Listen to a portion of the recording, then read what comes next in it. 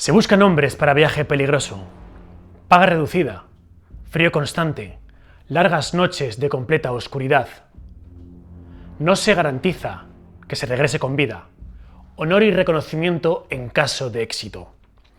Este es el anuncio que al parecer fue publicado en 1914 en el diario The Times por parte de Robert Shackleton, que buscaba integrantes para una expedición a la Antártida. ¿Cuántos de vosotros os habríais apuntado? Paga reducida, peligro constante, largas noches frías de completa oscuridad. Pues 5.000 sujetos aplicaron a esta oferta para acompañar a Shackleton tras la búsqueda de la gloria. La búsqueda de la gloria, la búsqueda del éxito en la Antártida estaba solo reservado para los más valientes, para los más fuertes. Vamos a recorrer las grandes aventuras y las grandes epopeyas que hicieron esos grandes exploradores a principios del siglo XX. Robert Falcon Scott, Amundsen, Shackleton. Y para el final del vídeo, si te quedas hasta el último momento, te voy a desvelar el que probablemente es el mayor enigma del planeta Tierra, que se encuentra allí, en la Antártida, y que no tiene nada que ver con el que seguro que ya todos conocéis, el mapa de Piri Reis. Ese mapa de 1513, cartografiado por Piri Reis, el almirante turco, donde aparece cartografiada la Antártida sin hielo, cuando la Antártida no sería descubierta sino hasta 1820. ¿Cómo es posible que en un mapa del año 1513 aparezca cartografiada la Antártida, que no se descubriría hasta 3 siglos después? Comenzamos.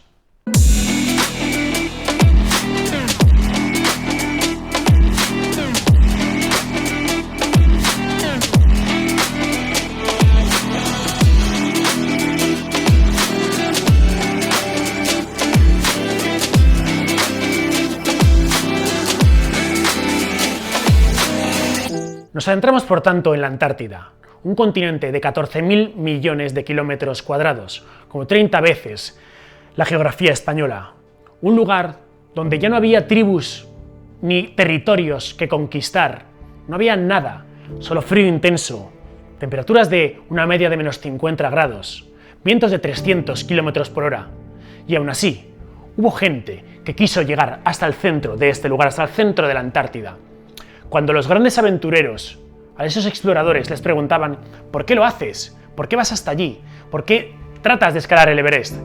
Ellos solían contestar porque está ahí. Y esa es la emoción, ese es el sentimiento del aventurero.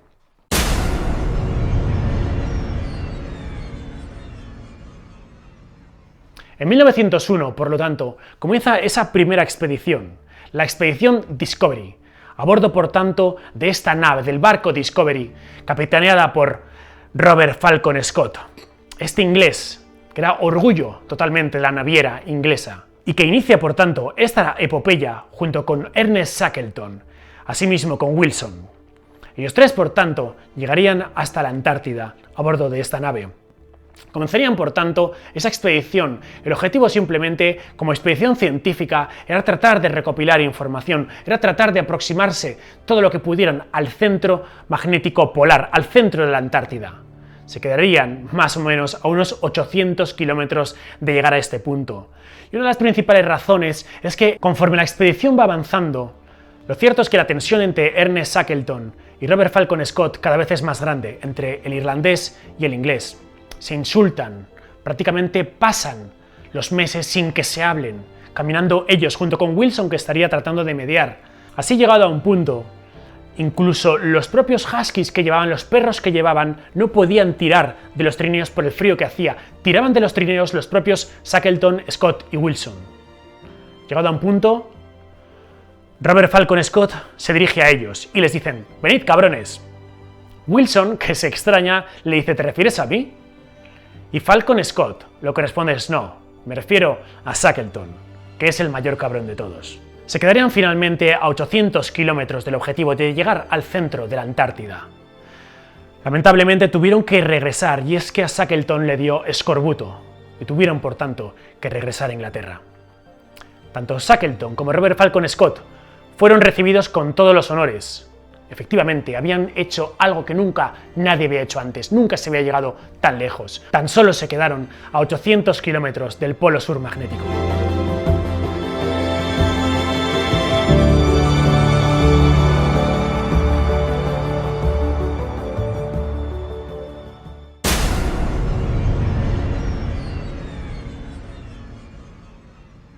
Años después, en 1908, Shackleton es quien lo va a intentar. El irlandés, por tanto, se embarca con su tripulación y llegarían hasta la Antártida. El objetivo esta vez, el mismo que antes, llegar hasta el polo sur magnético. Se quedarían a 187 kilómetros de lograr el objetivo. Sus hombres ya estaban enfermos. Habían sufrido algunos de ellos congelaciones en manos y pies. De hecho, Shackleton decide que se regrese. Esboza una sonrisa y le comenta a sus hombres, a esos valientes: es mejor que regresemos como asnos vivos, antes que como leones muertos. Así, Shackleton regresaría una vez a Gran Bretaña. Aquí se terminó la expedición.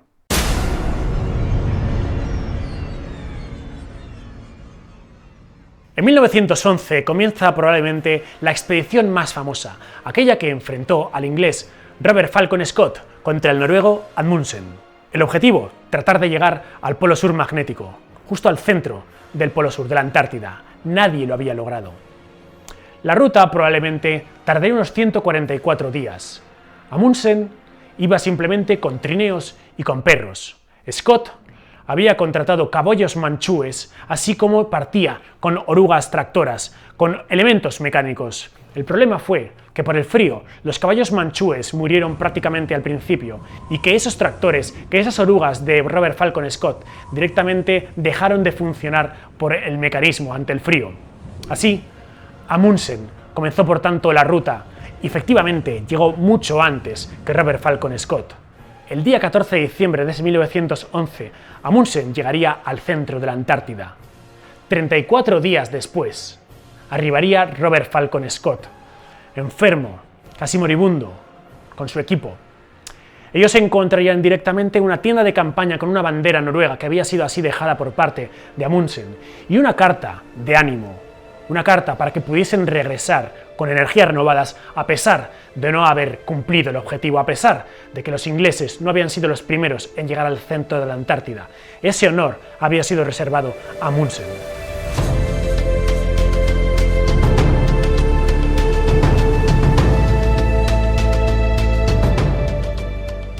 Cuando Robert Falcon Scott llega a esa tienda de campaña, él escribe unas apresuradas notas. Indica: todo está perdido, este lugar es terrible. Desde luego que el pesimismo y que la desesperación había llegado al corazón del héroe Falcon Scott. Habría por tanto que regresar, había que iniciar el camino de regreso, cruzar otra vez toda la Antártida sabiendo que habían sido los perdedores. De esta forma, uno de sus integrantes, Evans, fallece. Oates, otro de los integrantes de la expedición de Falcon Scott, un gigantón de 32 años, llegado a un punto, él comenta a sus compañeros que va a salir, que probablemente tardará un rato. Él sabía que no iba a tardar un rato, que iba a morir, que jamás regresaría a esa tienda de campaña. El gigantón Oates murió de frío en el exterior. Así, fruto de la desesperación, Falcon Scott escribe unas últimas palabras: perseveraremos hasta el final, pero cada vez nos encontramos más débiles, y el fin no puede estar más lejos. Es una pena, pero no creo que pueda escribir más. Por el amor de Dios, cuidad de nuestra gente. Moriremos como caballeros. Espero que esto demuestre que la capacidad de sacar fuerzas de flaqueza y de sufrir no ha desaparecido de nuestra especie. Si hubiéramos vivido, podría contar una historia llena de penalidades, de resistencia y de valor de mis compañeros, que habría conmovido el corazón de todos los ingleses. Estas apresuradas notas y nuestros cadáveres contarán la historia. Y fue lo último que escribió Falcon Scott. El resto de su expedición, Wilson, Oates, Evans, Falcon Scott, todos murieron antes de poder regresar a Inglaterra, antes siquiera de poder salir de ese continente helado de la Antártida.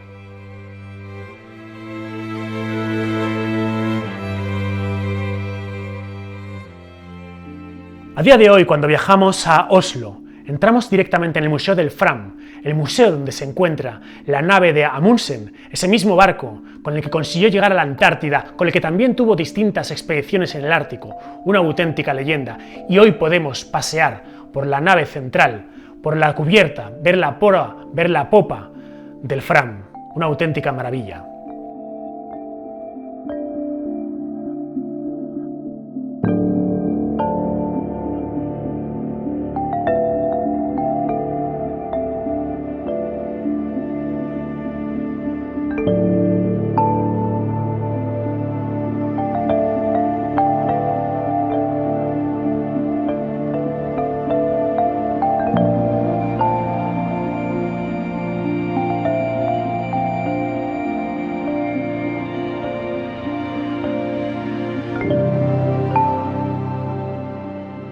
Así, Falcon Scott se convirtió en un mito, en una leyenda. Ya se había llegado, por tanto, hasta el centro de la Atlántida, hasta el centro magnético del Polo Sur, lo había logrado Amundsen. Pero aún quedaba un último reto, aún quedaba lograr realizar una travesía desde el principio hasta el final de la Antártida, cubrir esos 14.000 millones de kilómetros cuadrados. Y este reto iba a ser desafiado por parte del irlandés una vez más, y ahí es cuando publicó ese famoso anuncio que os he contado antes. Se buscan hombres para viaje peligroso, paga reducida, frío intenso, largas noches de completa oscuridad. No se garantiza que se regrese con vida, honor y reconocimiento en caso de éxito. Si bien es cierto que en los últimos años se ha tratado de encontrar la publicidad original de ese anuncio y no se ha logrado, es inspirador, como en ese 1914 probablemente Falcon Scott hizo que 5.000 valientes se apuntasen a esta oferta para que simplemente una veintena de estos fuera elegidos. Comienza por tanto la ruta.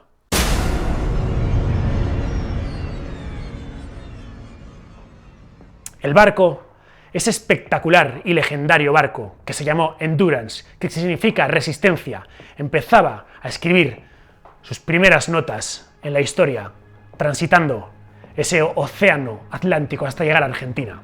Tras partir el 1 de agosto de 1914 desde Londres, el pronóstico no es bueno cuando se llega a Argentina. Se esperaba que esa primavera austral llegase, pero no acababa de llegar, no se acaban de derretir los hielos. Aún así, Robert Shackleton continúa descendiendo camino de la Antártida. Al principio, el Endurance comienza a abrirse paso ante ese hielo, poco a poco va rompiendo el hielo y va avanzando, pero la primavera no llega.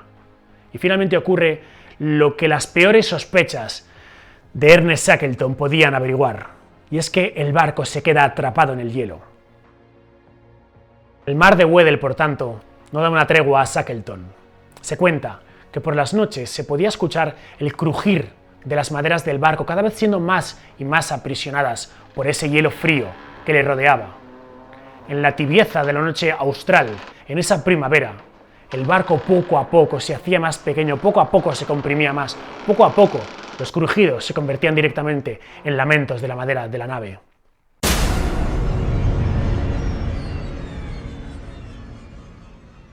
El barco continúa avanzando a la deriva entre el hielo. Nos encontramos ya en el 21 de enero. Es 1915.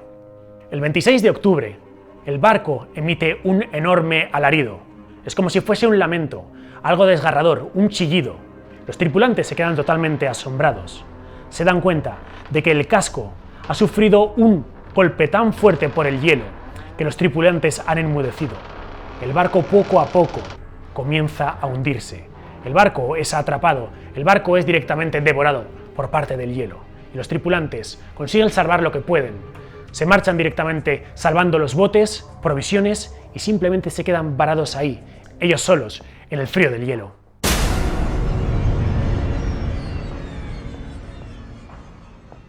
Abril de 1916.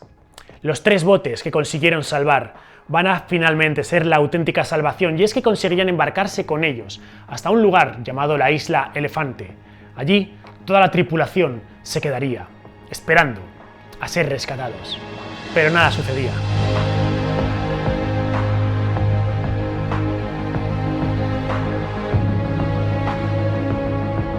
Días después, el 23 de abril, Shackleton y varios de sus hombres toman uno de los botes, simplemente con la idea de buscar ayuda.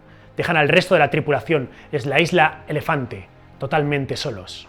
Totalmente la expectativa de si regresará o no Ernest Shackleton con ayuda. Esto ocurre el 23 de abril. Y fijaros, hasta el día 30 de agosto, cuando finalmente, desde la Isla Elefante, esos tripulantes que quedaron, ven que alguien se aproxima desde el horizonte. Era Shackleton, que les saludaba con la mano, a bordo de una embarcación, el buque argentino Yelcho. Allí se encontraba Shackleton. Allí iba, por tanto, a salvar a esa tripulación. Y fijaros, al final lo que nos enseña esta historia es que no se logró el objetivo, ni siquiera se llegó a la Antártida. Pero los integrantes de la tripulación fueron salvados por Shackleton, ni uno solo murió. Y Shackleton pasó a ser, igual que Robert Falcon Scott, una leyenda, pasando a ser, a mi juicio, uno de los grandes exploradores, Amundsen, Shackleton, Scott, La resistencia, el descubrimiento y la fuerza de todos ellos lograron salvar a muchísimas personas y asimismo conseguir el éxito.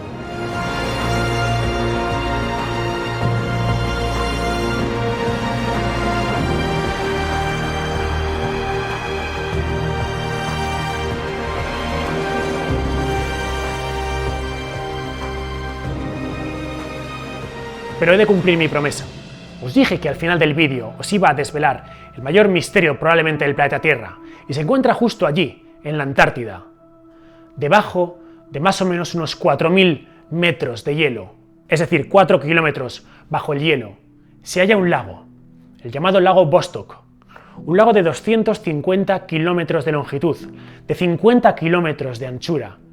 Y la distancia entre el agua líquida, y efectivamente, no digo mal, agua líquida de ese lago, y el hielo que está sobre él, es de unos 250 metros.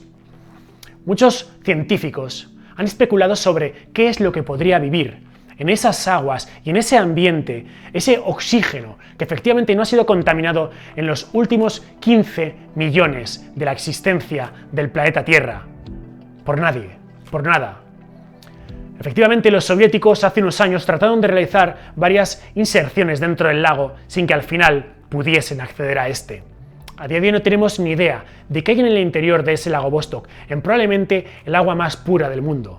Es como cuando directamente cogemos un libro de una biblioteca que ha estado cerrado durante cientos de años y lo abrimos por primera vez. Nos cuentan historias. ¿Qué historias nos podría relatar el lago Vostok?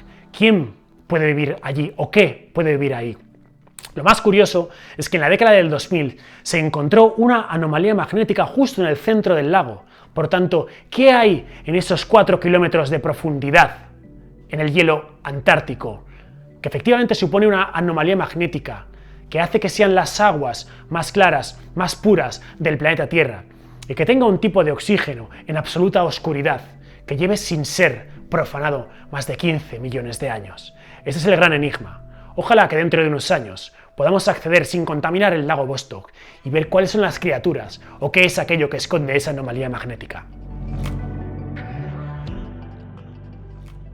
Hasta aquí el vídeo de hoy, aventureros. Espero que os haya llamado la atención porque es un viaje absolutamente increíble. Llegar hasta la Antártida, llegar hasta el confín, llegar hasta la última frontera y tratar de obtener enseñanzas con esos grandes aventureros, evocar ese espíritu de explorador y resolver misterios. Si te ha gustado el vídeo de hoy, dale me gusta, suscríbete a Desafío Viajero y activa la campanita de las notificaciones. Coméntame lo que quieras, sabes que respondo al 100% de los comentarios y te espero en www.desafioviajero.com y en las redes sociales, especialmente en Instagram. Hasta pronto, aventurero.